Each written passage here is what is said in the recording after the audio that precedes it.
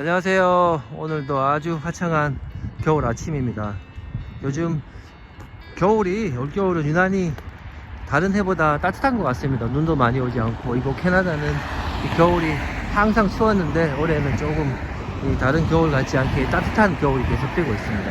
그래서 오늘은 요즘 뭐 유튜브 보니까 집에 대해서 재테크하는 법, 집으로 투자하는 법, 지금은 집을 살 시기가 아니고 그런 이제 얘기가, 캐나다 부동산에 대한 얘기가 많이 유튜브에 나오고 또 여러분들이 많이 관심을 가지시더라고요. 그래서 저도 이제 그 부분 이제 경험을 토대로 한번 말씀을 해 드릴까 합니다. 그래서 일단 다 아시겠지만 코로나 때 전 세계에서 이제 나라마다 은행 금리를 낮추고 그런 것 때문에 집값이 많이 올랐었죠. 많이 올랐다가 이제 코로나 규제가 풀리면서 이제 또 은행 금리를 높이면서 집값이 많이 떨어졌습니다.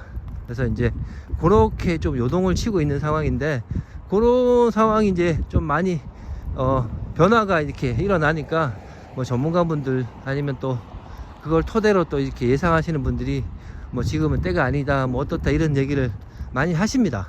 그래서 저도 이제 그걸 봤거든요. 근데 이제 저같이 이제 일반인들, 평범한 시민들이 이제 생각하기로는 그런 얘기는 이 투자의 목적으로 집을 사는 분한테 좀 더 해당되지 않나 라는 생각이 듭니다. 그래서 내가 여기서 집을 한 채 가지고 있고 또 나머지 다른 집을 사서 내가 그걸로 이제 좀 이윤을 남기겠다, 그렇게 하신 분한테는 지금 해당이 되는 얘기겠지만, 저처럼 내가 살 집을 사야 되겠다라고 생각하시는 분한테는 조금 현실적으로는 맞지 않지 않나, 그렇게 생각을 합니다. 그래서 제 경험을 토대로 이제 살짝 말씀을 한번 드려볼게요. 저는 2021년 10월, 그때 이제 코로나가 거의 막바지 때였습니다. 막바지 때였고 이제 규제가 이제 완화되려고 할 시점이었어요. 그때 집을 샀습니다. 왜냐면 저희가 2021년 5월에 그해 5월에 영주권을 받고, 여기 사신 분들은 아시겠지만 일단 영주권 받으면 가장 처음에 하시려고 하는 게 집을 사는 거예요. 왜냐면 4년 5년 몇 년 여기서 렌트비를 내면서 사신 분들은 이제 느끼거든요. 이 렌트비는 한 달에 200~300만 원씩을 내는데 그거는 돌려받는 돈이 아니니까 그냥 나가는 돈입니다. 5년을 내면 돈이 얼마예요? 1억에서 2억 가까이 되는 돈을 그냥 날리는 거예요.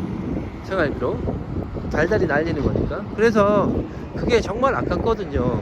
1년, 아까도 말씀드린 몇 년을 생각을 하면 거의 집 한 채 값인데 그거를 그렇게 날리면 너무 아깝습니다. 그래서 가장 처음에 그 목표를 세우는 게 내가 살 집을 사는 겁니다.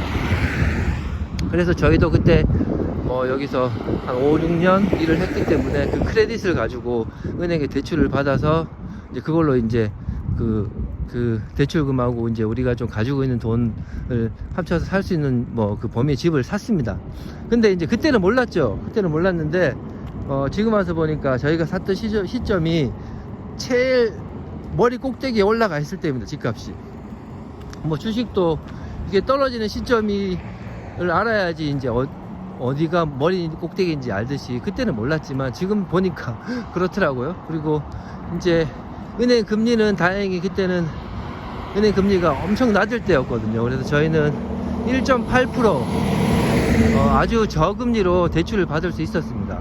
그래서 이제 조금 은행 이자에 대한 부담이 좀 낮은 상태에서 이제 집값은 조금 그전보다는 올라 있었지만 이래저래 저희 상황과 맞아서 집을 샀는데, 이제 또 작년에 2022년부터 아시다시피 나라에서 또 금리를 올렸어요. 저희가 5년 고정금리로 이제 대출을 받았는데, 나중에 알고 보니까 고정금리라도 나라에서 금리를 올리면 같이 또 금리를 조정을 한다고 하더라고요. 그래서 결과적으로 지금 5%까지 올라가 있는 상태입니다. 그래서 지금 한 달에 은행 이자만 한 70만 원 정도를 더 처음보다 더 내고 있습니다. 그래서 결과적으로 보면 저희는 가장 집값이 비쌀 때 집을 사서 지금 은행 이자마저도 비싸게 내고 있는 상황이니까 그것만 봤을 때는 엄청 손해를 본 거죠. 근데 이제 이걸 투자의 목적으로 사신 분들이 저 같은 경우가 생겼으면 엄청나게 손해를 봤을 겁니다. 왜냐하면 그 렌트비를 가지고 투자의 목적으로 사시는 분들은 그 집을 사서 렌트를 줘서 렌트비로 은행 이자를 충당을 하는데, 렌트비로 은행 이자가 충당이 안 될 경우는 마이너스가 생기는 거거든요. 그래서 요즘 보면 뭐 극단적인 경우는 렌트비를 못 내서, 렌트비가 아니라 이자 부담을 못 해가지고 은행 이자를 못 내서 집을 뭐 억지로 파는 경우도 생긴다고 하더라고요. 그래서 그게 그럴 수도 있겠구나 라는 생각이 듭니다. 자기 집을 사는 시기는 따로 없습니다. 그게 주변 상황은 정말 뭐 100% 정확하게 예측은 할 수는 없잖아요. 주변 상황 어떻게 경제가 어떻게 흘러가는 흐름들은 100% 정확하게 예측을 할 수 없습니다. 그리고 그러한 변수들은 뭐 개인적인 상황에 따라서 다 다르기도 하기 때문에, 자, 그러면은 제가 결론적으로 드리는 말씀이 뭐냐면, 투자 목적이 아니고 내가 살 집을 살려고 하시는 분들은 주변 상황은 너무 많이 신경 쓰지 마시고, 그리고 내가 살 수 있는 상황이 됐을 때 집을 사시는 게 맞습니다. 그게 왜 그러냐면, 아까 말씀드린 대로 내가 집을 안 살려고 1년, 2년 뒤로 미루다 보면 그동안 내야 되는 렌트비는 또 계속 나간다는 거죠.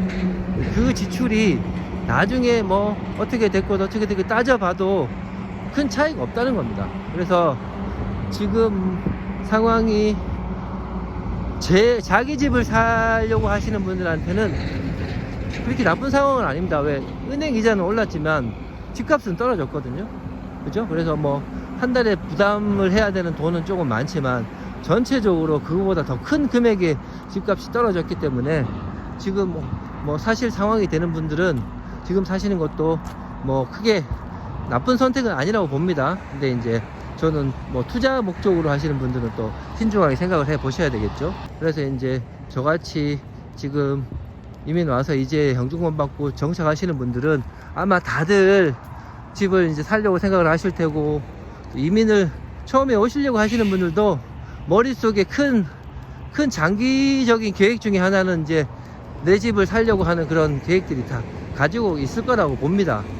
이곳 캐나다 같은 경우 뭐 큰 도시 밴쿠버나 토론토는 좀 다르지만 그 외에 중소도시들은 그렇게 부동산 투기나 뭐 그렇게 뭐 그런 건 없습니다. 내가 이게 뭐 와서 집값이 뭐 엄청 뛰었다가 또 엄청 떨어지고 그런 경우는 없거든요. 그래서 내가 살 집을 살려고 하시는 분들은 그런 주변 상황은 크게 개의치 않고 자기 상황을 먼저 고려하셔가지고 뭐 준비를 하시면은 되지 않을까라고 이제 생각을 합니다. 저도 여기서 그런 경험을 했고요. 그래서 지금은 저도 그렇게 후회는 하진 않습니다. 뭐 조금만 더 늦게 샀으면 어땠을까 뭐 그렇게 후회는 하지 않아요. 그런 부분이 또 다른 그런 뭐 상황적 요건이 또 많이 변수가 있기 때문에, 그래서 결론적으로 말씀드리면 캐나다 집은 내가 준비되어 있을 때 사는 게 맞다. 그게 이제 제 생각입니다. 자, 그래서 오늘 영상은 여기까지 하고 또 다음에 다른 주제로 찾아뵙도록 하겠습니다. 감사합니다.